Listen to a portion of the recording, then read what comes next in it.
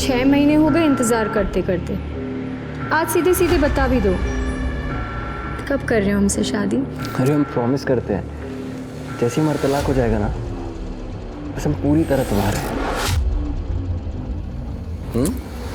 ये बात तो हम कब से सुनते आ रहे हैं।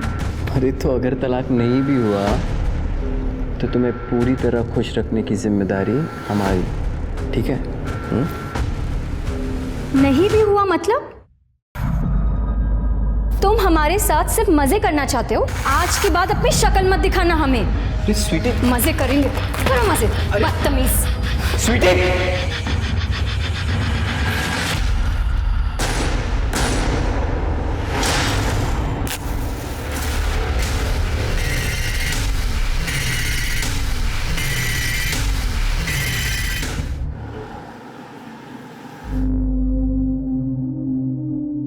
अच्छा भाभी जी, मैं चलता हूँ, ठीक है? ठीक।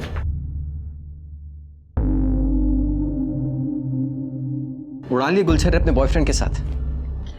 इसे बहुत फट्टू है, हमें आते देखते ही भाग गया। अरे आप कैसी बातें कर रहे हैं? उसने नई गाड़ी ली है इसलिए वो मिठाई देने आया था। अच्छा, अगर हम अभी घर नहीं आते ना तो उसके साथ कार में घूमने जाने का भी प्लान था ना?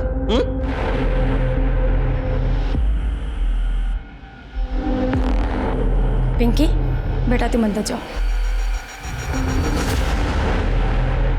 कम से कम पिंकी के सामने तो ऐसी बातें मत बोलिए। तो तलाक क्यों नहीं दे देती हमें? उसके बाद जितने मर्दों के साथ गुलछर्रे उड़ाने हैं ना, उड़ाते रहना। गुलछर्रे हम नहीं, आप उड़ाते हैं बाहर। हम कुछ बोलते नहीं है, इसका मतलब ये नहीं कि हमें कुछ पता नहीं है। और रही बात तलाक की, भूल जाइए उसे आप। आपका मन हमसे भरा है और आपको तलाक देकर हम अपनी पिंकी की जिंदगी खराब नहीं कर सकते। और अगर आपको तलाक चाहिए तो ये घर और गांव की प्रॉपर्टी मेरे और पिंकी के नाम आप कर दीजिए।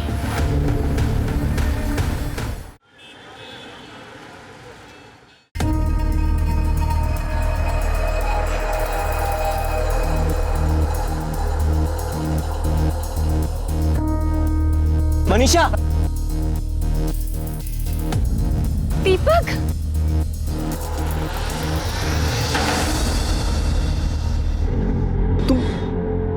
तुम यहाँ कैसे? पूरे 11 साल बाद मिल रही हो तुम्हारी शादी के बाद।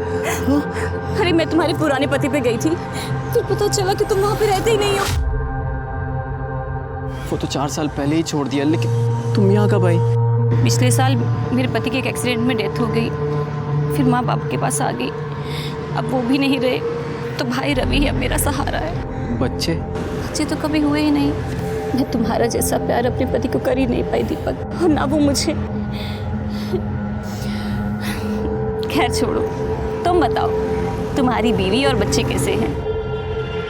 मेरी बीवी, उसका होना ना होना सब बराबर ही है। जगह जगह मुंह मारती फिरती है। अब लगता है माँ बाप के आगे जिद कर ली होती तो मैं तुम्हारी बीवी होती दीपक। पर अब तो तुम्हारे माँ बाप भी नहीं है बीच में आने के लिए। हम लोग वापस से एक हो सकते हैं मनीषा। 11 साल पहले जो खुशी हम एक दूसरे को देते थे वो आज भी दे सकते हैं।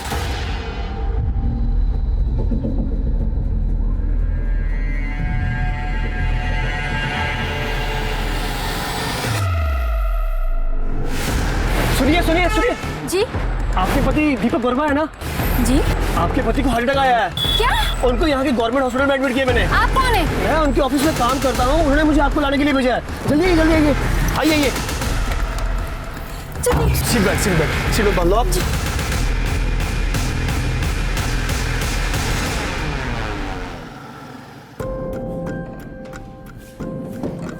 पापा, हाँ? माँ कहाँ है? वो कब आएंगी? कब गई थी? दोपहर में। वो फोन घर पे भूल के गई है। आने तो उसको बताता हूँ अभी।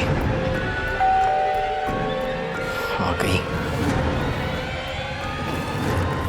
तुम यहाँ क्या कर रही हो मनीषा?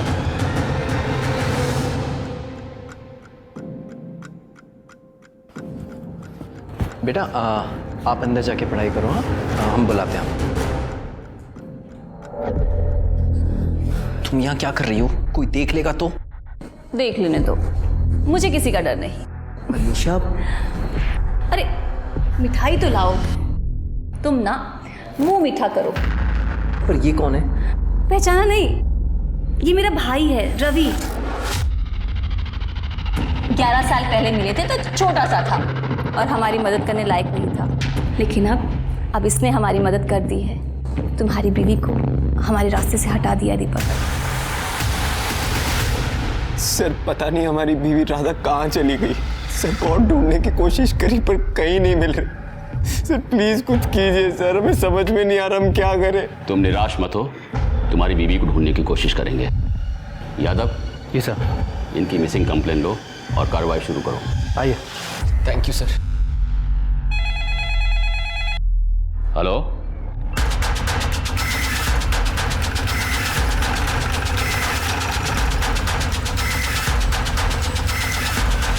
आसपास देखो कुछ मिलता है?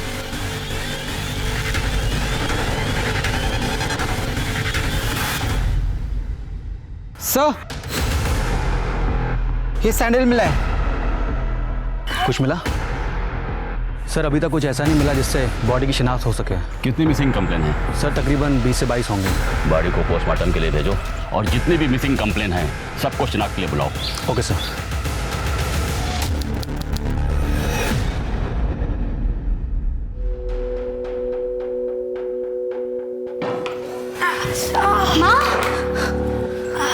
माँ, कितनी बार कहा है आपको? हमें बुलाया करो ना, हम हैं ना। बताओ आपको क्या चाहिए?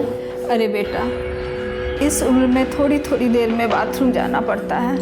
अब तुझे बार बार तकलीफ देना अच्छा नहीं लगता है। माँ, आपने ऐसे कैसे सोचा? बेटी है तुम्हारी, आप हक से बोलो। जिंदगी भर हमें तो तुम्हें संभालना है। आइए आराम से। अच्छा माँ, हम चलते हैं, आप ध्यान रखिए अपना। ये लो सामान की लिस्ट। आगे से खुद ही जाना सामान लाने के लिए। इतनी बड़ी लिस्ट थमा दी। प्रकाश, ये बाकी के पैसे कहाँ हैं? वो तो खर्च हो गए।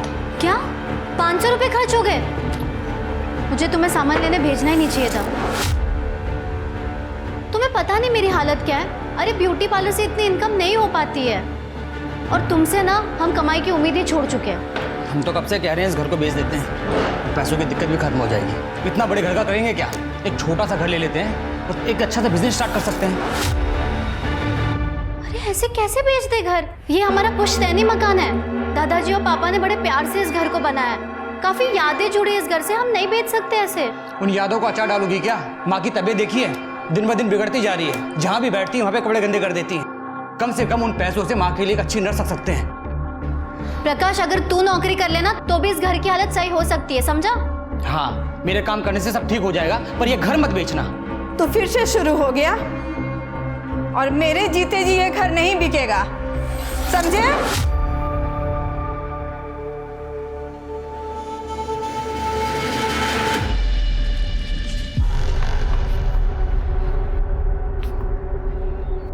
अरे राजू, प्रीति दीदी, हाय। पढ़ाई कैसे चल रही तुम्हारी? अच्छी चल रही है दीदी।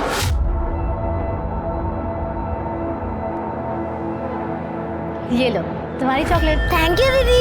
ए, क्या कर रहा है उधर? स्कूल नहीं जाना? चल अंदर जा तो जाके तैयार कर। है क्या हाथ? क्या ये? चॉकलेट।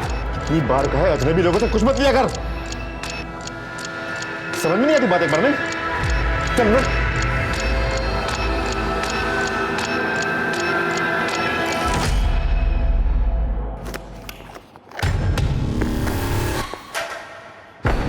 सुन, पता है ना माल किसको पहुंचाना है?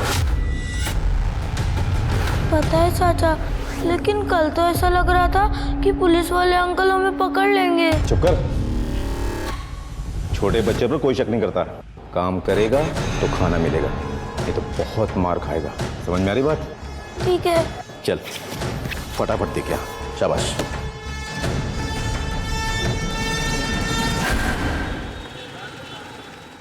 खा बेटा। अरे प्रीति, आओ बेटा आओ, तुम्हारी राह देख रहे थे। नमस्ते बुआ जी। नमस्ते बेटा। नमस्ते फूफा जी। खुश रहो बेटा। हाय विनोद भैया।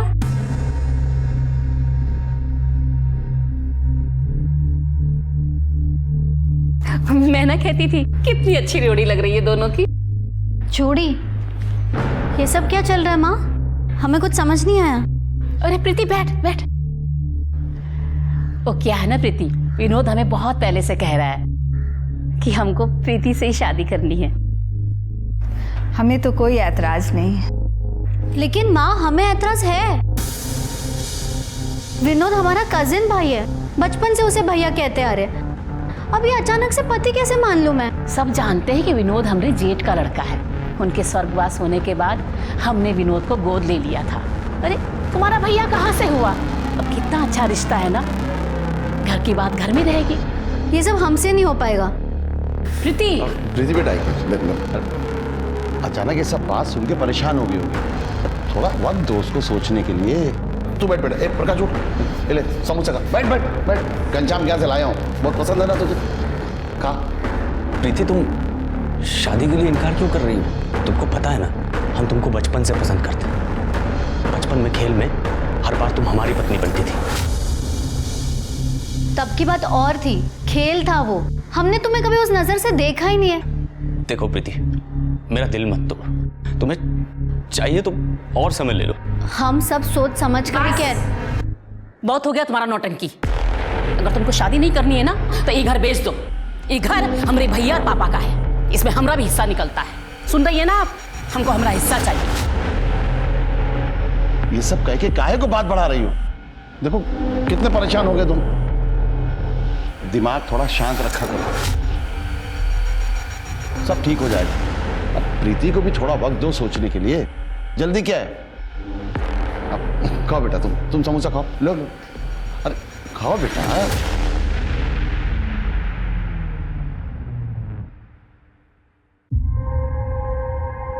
Okay thank you.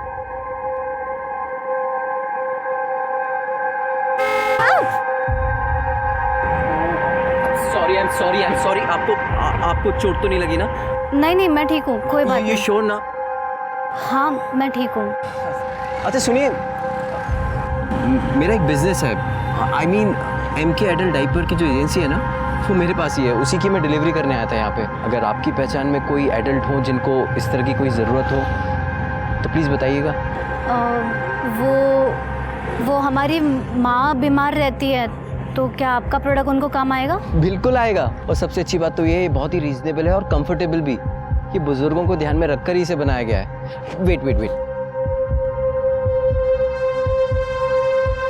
ये लीजिए। ठीक है, कितने पैसे हुए? अरे नहीं, ये तो सैंपल है। आप इसे लेकर जाइए, अपनी मम्मी को बोलिए इसे इस्तेमाल करें। अगर वो कंफर्टेबल होंगी तो नेक्स्ट ऑर्डर आप जब देंगी ना तब मैं पेमेंट ले लूँगा। ओके ठीक है, थैंक यू। आपका पता? जी वो कस्टमर फॉर्म भरवाना पड़ता है ना, ये देखिए। अच्छा लिखिए। Thank you.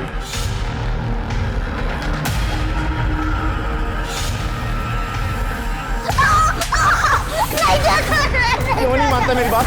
क्यों नहीं मानता मेरी बात? जो बोलने को करेगा। क्यों मारा इसे? क्या किया इसने? तो फिर आगे टांग अड़ानी? ये हमारा मामला आ जाता है। छोड़ दे। इस पे ना दोबारा हाथ मत उठाना, वरना ना पुलिस को बुलाऊंगी। पता है ना, बच्चों के साथ मारपीट करना गैर कानूनी है।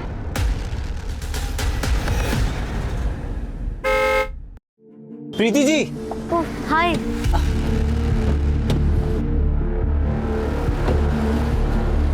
कैसी हैं आप? मैं बिल्कुल ठीक हूँ। और आंटी जी की तबीयत? माँ भी ठीक है। और हाँ, वो डाइपर्स की वजह से काफी सुकून है उनको। Thank God. वो मैं यहाँ पे खाने के लिए आया था। यहाँ बहुत अच्छा पूरी भाजी का स्टॉल है, बहुत फेमस है। आप खाएंगी मेरे साथ? नहीं थैंक यू। क्या नहीं, आइए ना प्लीज, बैठिए। चलते। अरे प्लीज चलिए ना, वैसे भी अकेले खाने का मन नहीं होता है। प्लीज। खाने तुमको अच्छा नहीं लग रहा है क्या? नहीं काफी अच्छा है। और तुम्हारी फैमिली में कौन कौन है? माँ है और भाई है बस। पापा कुछ साल पहले गुजर गए थे। और आपकी फैमिली में कौन कौन है? मेरी जिंदगी में बताने लायक ऐसा कुछ है नहीं। माँ बाप बचपन में ही गुजर गए थे। और बीवी बच्चे? मैं तो खुद अभी बच्चा हूँ। वैसे कोई लड़की मिली ही नहीं आज तक, लेकिन हाँ जिस दिन मिलेगी ना उस दिन डायरेक्ट शादी ही कर लूँगा।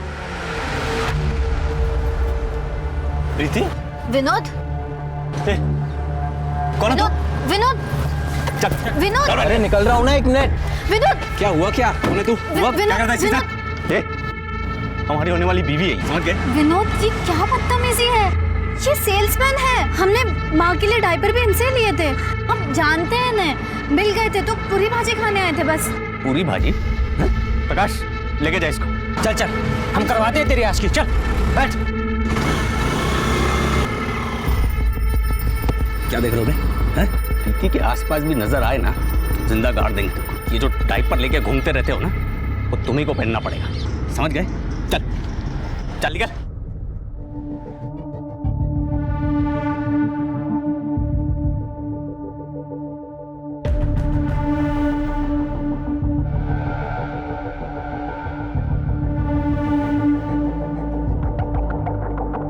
वो ब्यूटी पार्लर के बाहर इंतज़ार करने के बजाय तुम्हें फ़ोन करें तो चलेगा ना? हाँ चलेगा, लेकिन मैं तुम्हें दूसरा नंबर देती हूँ। वो क्या है ना, विनोद मेरा फ़ोन चेक करता है। ठीक है, और हमारा पुराना नंबर भी ना बंद हो गया है, तो हम तुम्हें नए नंबर से फ़ोन करेंगे, ठीक है? ठीक है।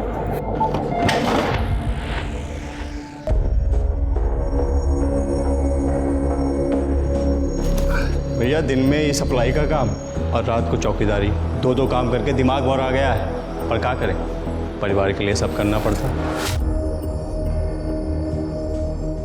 चंदन फ़ोन दे जरा अपना। क्या बात, नहीं लौड़िया पटाई होगा? भैया मौज तो आप ही ले रहे हैं, आज ये कल वो परसों कोई और हैं? हाँ, वो हम मनोहर लॉज जा रहे थे क्लाइंट से मिलने के लिए। अगर तुम फ्री हो तो वहीं आ जाओ, वहीं से फिर घूमने चलेंगे।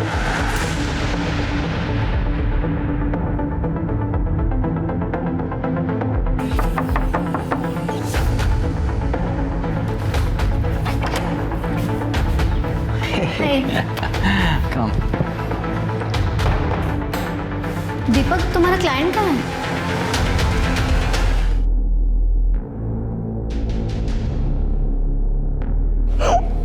क्या हुआ?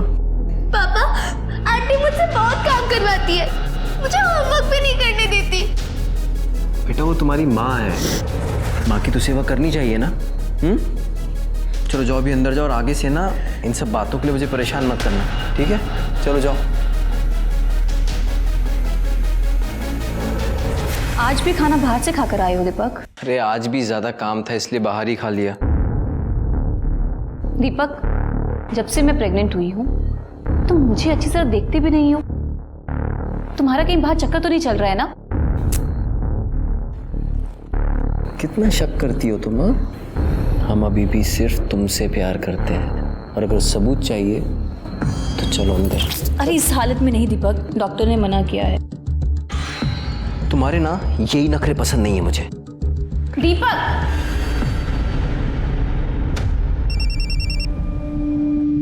हाँ दीदी। रवि, हमें लग रहा है कि दीपक हमसे कुछ छुपा रहा है। शायद उसका कहीं चक्कर चल रहा है।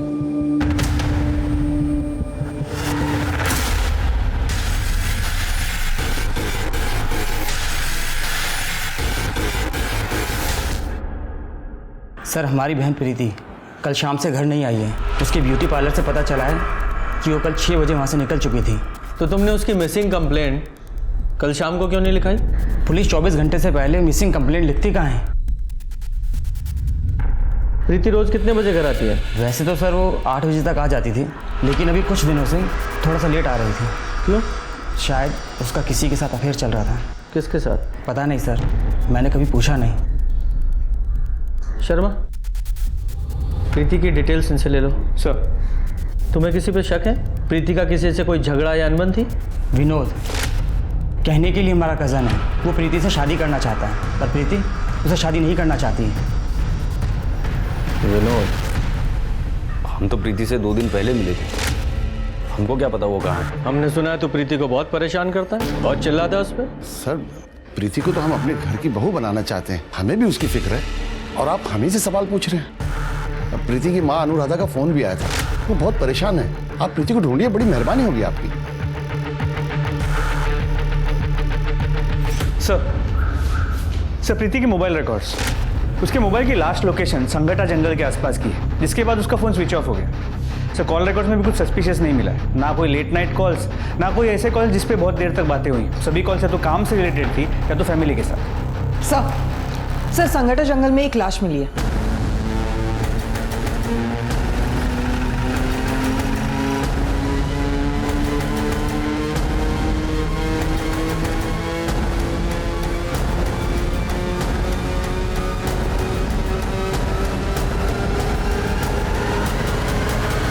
जरा चेक करो। सर ये तो प्रीति है। जिसका डर था वही हुआ।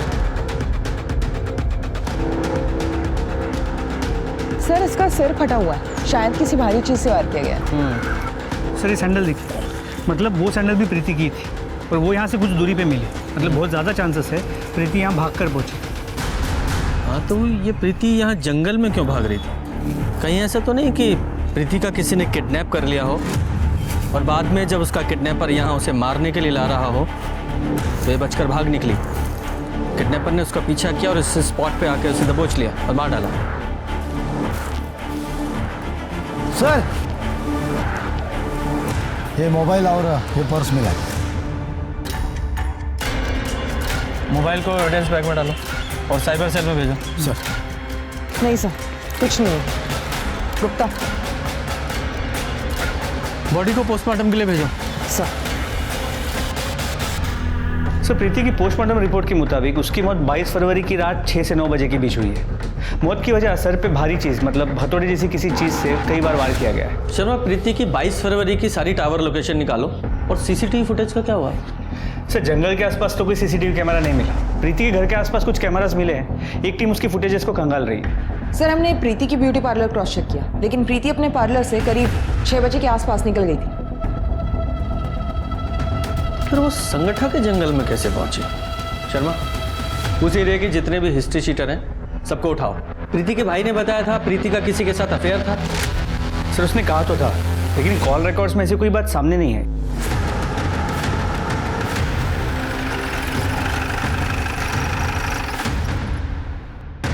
सर माँ घर की तलाशी लो। सर क्या ढूंढ रहे हैं साहब? किस चीज़ की तलाशी? सर क्या ढूंढ रहे हैं आप? तलाशी के बाद बताते हैं।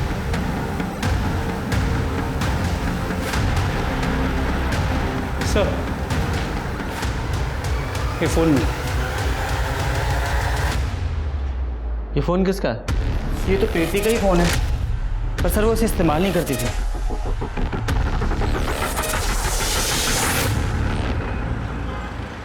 ठीक है सर प्रीति के पुराने फ़ोन को चेक किया, पिछले 1 महीने से वो सिर्फ एक नंबर से बात कर रही थी। सर वो नंबर किसी चंदन मिश्रा के नाम पे रजिस्टर्ड है। उठा के लाओ चंदन मिश्रा को। साहब उस दीपक सिन्हा का अफेयर चालू था प्रीति के साथ। उससे बात करने के लिए वो हमारा फ़ोन इस्तेमाल करता था, कभी कभी तो खुद ही जेब से निकाल लेता था। साहब पुरानी जान पहचान थी तो हमने मना भी नहीं किया, इसके अलावा हम कुछ नहीं जानते साहब। हमने कुछ नहीं किया साहब। कुछ अच्छी कहानी है। कहानी नहीं है साहब। ये देखिए साहब, ये है दीपक सिन्हा। शर्मा इस दीपक सिन्हा की पूरी डिटेल्स निकालो।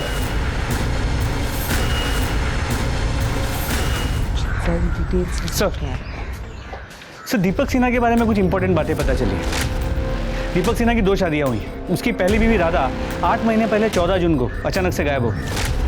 दीपक सिन्हा ने शिवनगर पुलिस स्टेशन में उसकी मिसिंग कंप्लेंट भी दर्ज की, लेकिन सर ताज्जुब की बात यह है कि राधा के गायब होने के 1 महीने के अंदर दीपक ने दूसरी शादी कर ली, मनीषा के साथ। इंटरेस्टिंग। सर अभी दीपक मनीषा और अपनी पहली बीवी से हुई बेटी पिंकी उनके साथ शिवनगर में ही रहता है। शर्मा शिवनगर पुलिस स्टेशन में जाके पता करो कि राधा मिसिंग केस का क्या हुआ। सर जिस दिन दीपक ने राधा की मिसिंग कंप्लेन लिखाई थी उस दिन कमला नगर में एक जली हुई लाश मिली थी। चेहरा पूरी तरह जला हुआ था। पोस्टमार्टम रिपोर्ट से पता चला 25 से 30 साल की औरत थी। गला घोंट कर उसको मारा गया। मैंने कुछ लोगों को बुलाया था बॉडी की शिनाख्त के लिए। बॉडी के पास हमें चप्पल मिली है, क्या आप लोग इसे पहचानते हैं? ये तो शुभांगी की चप्पल है। शुभांगी, मेरी बेटी की लाश। नहीं सर ये हमारी बीवी नहीं है सर। पता नहीं हमारी राधा के साल में होगी। राधा मिसिंग केस तो अभी भी ओपन है। लेकिन राधा का अभी तक कुछ पता नहीं चला। आपने बॉडी की डीएनए टेस्ट करवाई थी? नहीं, हमने डीएनए सैंपल लिया था, लेकिन चौबे फैमिली ने जब बॉडी की शिनाख्त कर ली तो हम लोगों ने बॉडी उनको सौंप दी। वेरी गुड शर्मा, ये डीएनए प्रिजर्व है, ये तो हमारे लिए बहुत अच्छी खबर है। इस चौबे दंपति को ढूंढो, उनकी ज़रूरत पड़ेगी। तब तक मैं इस दीपक की खबर लेता हूँ। Okay sir. प्रीति? कौन प्रीति सर? मैं किसी प्रीति को नहीं जानता। नाटक बंद कर। वो चंदन है ना तेरा सिक्योरिटी वाला, सब उगल दिया उसने। तेरा अफेयर था ना प्रीति के साथ। दीपक, ये सब क्या है? इंस्पेक्टर सर क्या बोल रहे हैं? 22 फरवरी की शाम को 6 से 8 बजे के बीच कहाँ था तू? मैं तो ऑफिस में ही था सर। अच्छा, क्या सबूत है? सर सबूत तो हम खुद हैं सर। हमारा प्रीति के खून से कुछ लेना देना नहीं है सर। मैंने खून कब कहा? मैंने तो ऐसा कोई आरोप नहीं लगाया।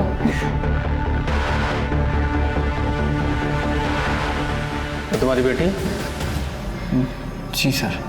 जब तक प्रीति के कातिल नहीं पकड़े जाते शहर छोड़ के मत जाना।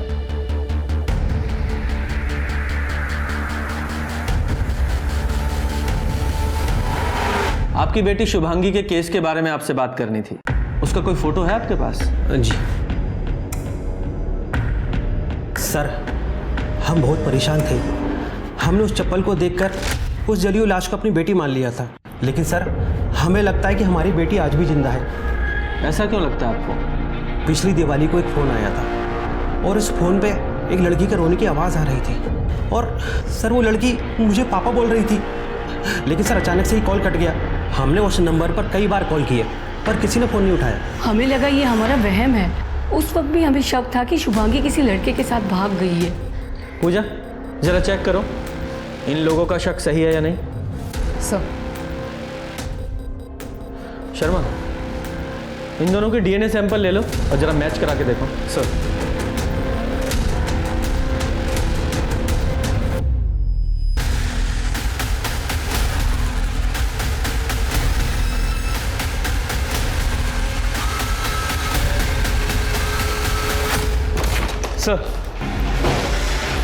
सर मेडिकल रिपोर्ट, जली हुई बॉडी शुभांगी चौबे की नहीं है। तो वो डीएनए दीपक सिन्हा की बेटी पिंकी से मैच करा के देखो। सर दिवाली के दिन चौबे फैमिली को जो कॉल आया था वो नागपुर के रमेश नगर के पीसीओ से किया गया था।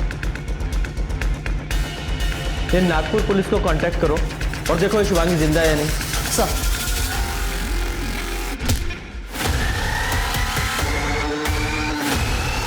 लीजिए भाभी, खाना खा लीजिए। ऐसे कब तक चलेगा भाभी?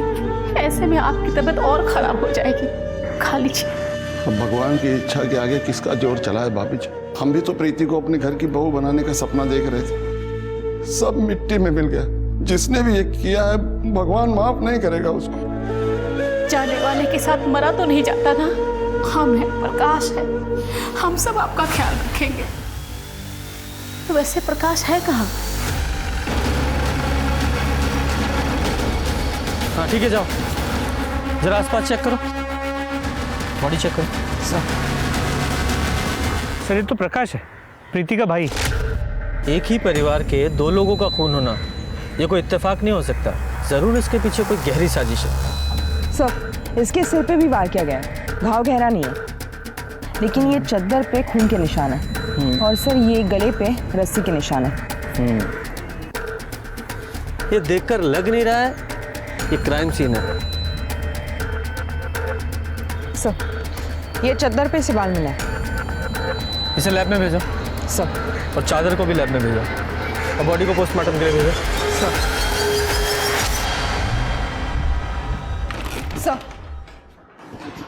सर नागपुर पुलिस ने इंक्वायरी की है, हमारा शक सही निकला। शुभांगी नागपुर में रहती है अपने पति के साथ। ये रही उन दोनों की फोटो। सर शुभांगी ने कबूल किया कि उसकी माँ बाप इस शादी के खिलाफ थे, इसलिए वो गोरखपुर से नागपुर भाग गई थी। Good job. इस शुभांगी को गोरखपुर आने के लिए बोलो। सर।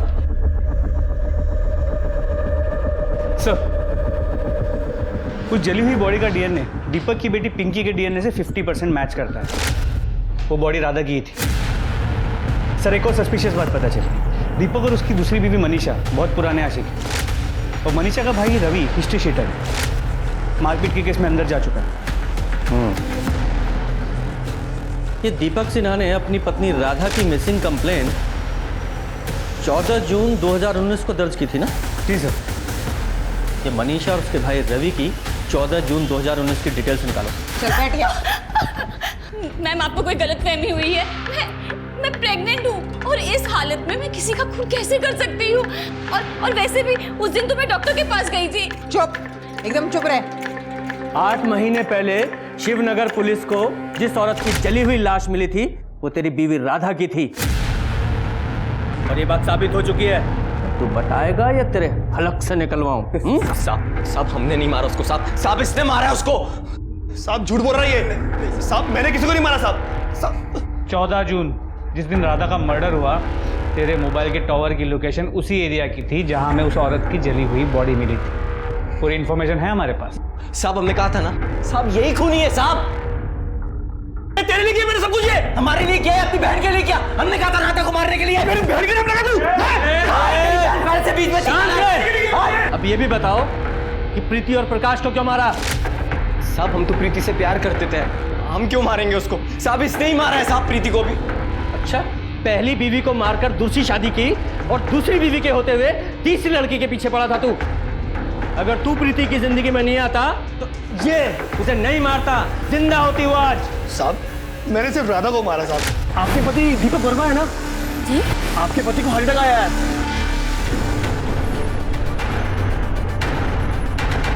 उसके अलावा मैंने किसी को नहीं मारा साहब इसे नहीं मारा होगा ये। 22 फरवरी की शाम 6 से 9 के बीच कहाँ था तू? साहब मैं तो शादी में गया था साहब।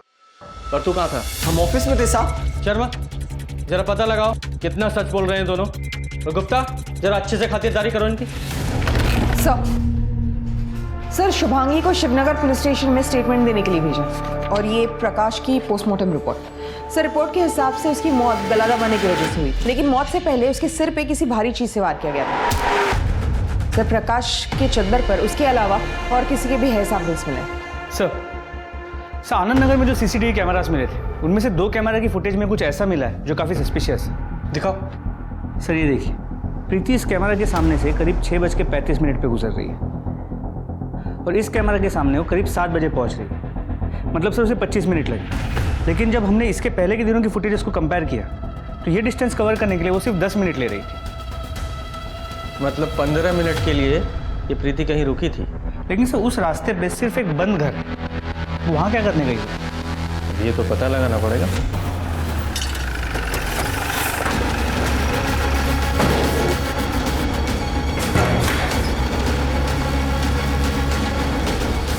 जरा चेक करो, वो दरवाजा देखो। चलो जरा चेक करो।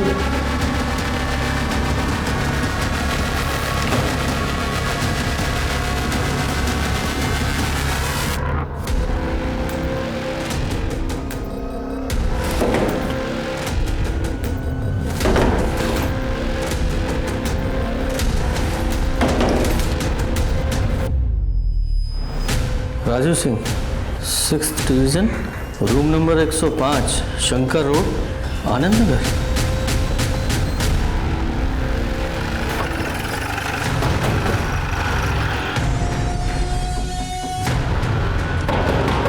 कौन है? बोलो। दरवाजा तोड़ दोगे? तलाशी लो जरा। सर हुआ क्या सर? ये क्या हो रहा है सर? ये सर मैं इज्जतदार आदमी हूं, आप ऐसा कर नहीं सकते। बेटा ये बैग तुम्हारा है ना? खोलो इसे। हाँ।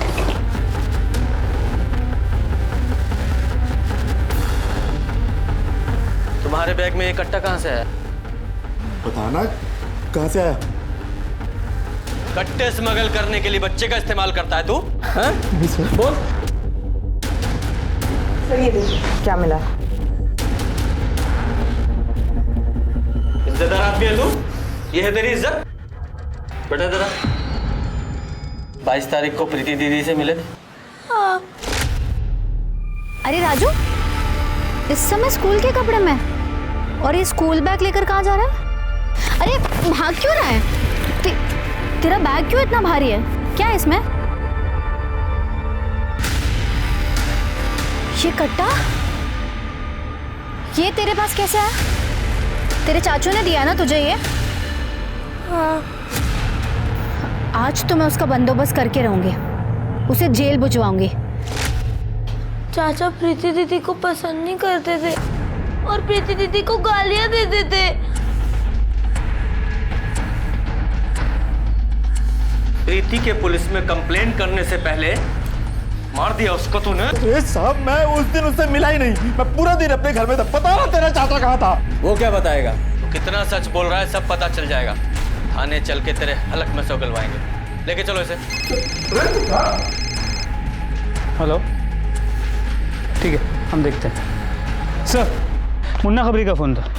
आनंद नगर के मनोहर लॉज में हर कमरे में कैमरा लगे हुए हैं। वहाँ कपल्स आते तो उनकी रिकॉर्डिंग की जाए।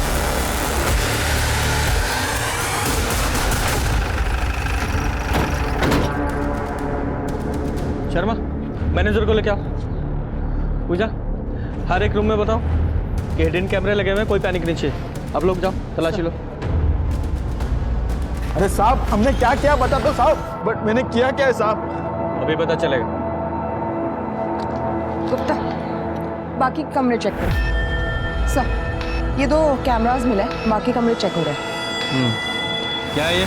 बोल वरना मार मार के टमाटर की तरह तुझे लाल कर दूंगा। बताता हूँ साहब, हम तो सिर्फ यहाँ पे काम करते हैं साहब। हमें कहा गया था कि इस वीडियो रिकॉर्ड करके उसकी कॉपी बना के एक आदमी को भेजते रहे। वो आदमी हमें उस वीडियो के बदले अच्छे पैसे देता है साहब। कौन है वो आदमी? कौन है वो आदमी? शर्मा, जहाँ इन कैमराज की वीडियो रिकॉर्डिंग होती है वो हार्ड डिस्क रिकवर करो। सर, मनोहर लॉज से जो हार्ड ड्राइव बरामद हुए थे उनमें कई से वीडियोस मिले। सर, उनमें से एक वीडियो में प्रीति भी है। प्रीति? सर ये देखिए।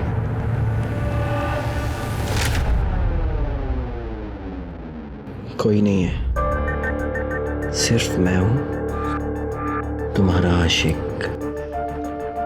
प्लीज दीपक, ये सब मत करो। अरे प्रीति, प्यार करते हैं हम तुमसे। और कुछ नहीं होगा। दीपक प्लीज दूर जाओ। कुछ नहीं होगा प्रीति, मैं बोल रहा हूँ। दीपक मुझे छोड़ो। देखो शादी के बाद ये सब ठीक है, लेकिन उसके पहले कुछ भी नहीं। मुझे घर जाना है। नहीं, मुझे प्रीति हमारी बात सुनो। सॉरी, अब वो गलती हो गई हमसे। प्यार करते हैं तुमसे इसलिए थोड़ा सा बहक गए थे, पर तुम्हारी मर्जी के बिना हम तुम्हें कभी हाथ भी नहीं लगाएंगे। सच कह रहे हैं। और जल्दी हम तुम्हारे घर आएंगे शादी की बात करने। सच? हाँ, प्रॉमिस। उठा के लाओ इन मर्डर्स के मास्टरमाइंड को। सर,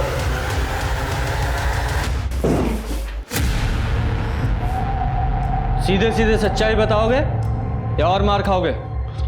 बता रहे हैं। उस लॉज से हमने जब नए वीडियो का स्टॉक मंगाया तो उसमें हमको प्रीति भी दिखी।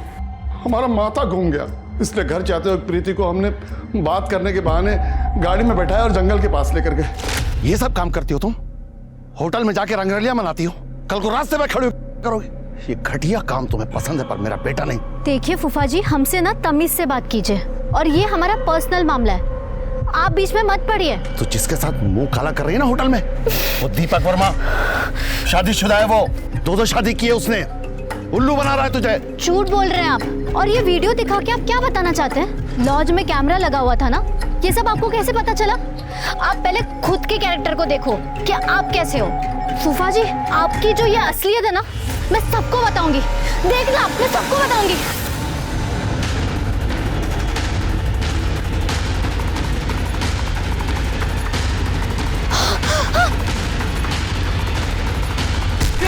ये बात हमने अपनी बीवी को बता दी। पहले तो ये हम पे बहुत गुस्सा हुआ, फिर इसको बदनामी का डर लगा तो। सुनो जी, हमको ना इस शहर छोड़कर चले जाना चाहिए। अरे पुलिस वाला बहुत होशियार होते हैं, अगर उनको पता चल गया कि प्रीति का खून आपने किया है तो जिंदगी भर जेल में सड़ोगे फिर। कितनी बार तुमसे कहा है कि ये बातें मुंह से मत निकाला करो। हमने मारा प्रीति को।